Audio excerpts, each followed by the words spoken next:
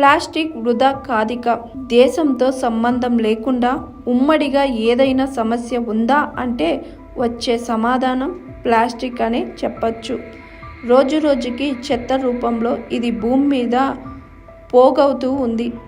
సముద్ర జీవుల పట్ల శాపంగా మారుతుంది. దీనిలో బ్యూటీ పరిశ్రమ వాటా ఎక్కువే. ఏం చెయ్యలేని అంతా ఊరుకుంటే ప్రమాదం పెరిగిపోతుంది కదా. ఇదే ఆలోచించింది అంతర్జాతీయ బ్యూటీ ఉత్పత్తుల సంస్థ బాడీ షాప్. పరిష్కారం కోసమని ప్లాస్టిక్ ఆఫ్ చేంజ్ సంస్థతో చేయి కలిపింది. దీని ద్వారా ముంబై, బెంగళూరు సహా ఎన్నో నగరాల్లో సేకరించిన ప్లాస్టిక్ని రీసైకిల్ చేసి తిరిగి వాడుతుంది.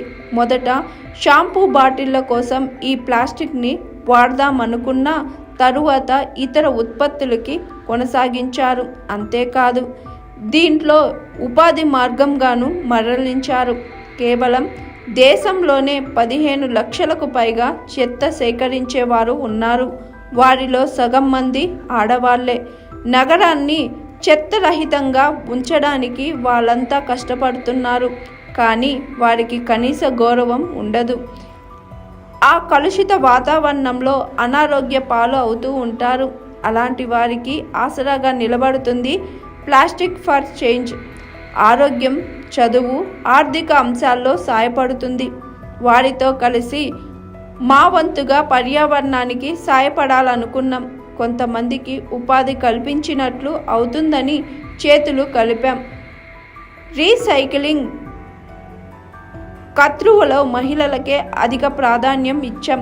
చెత్త సేకరించడం, అందులో పనిచేసే వారిని శుభ్రపరిచి రీసైకిల్ చేయడం వారి విధి అంటున్నారు బాడీ షాప్ ఇండియా CEO శృతి మల్హోత్రా. వీరి కారణంగా వేలాది మంది మహిళలు ఉపాధి పొందుతున్నారు.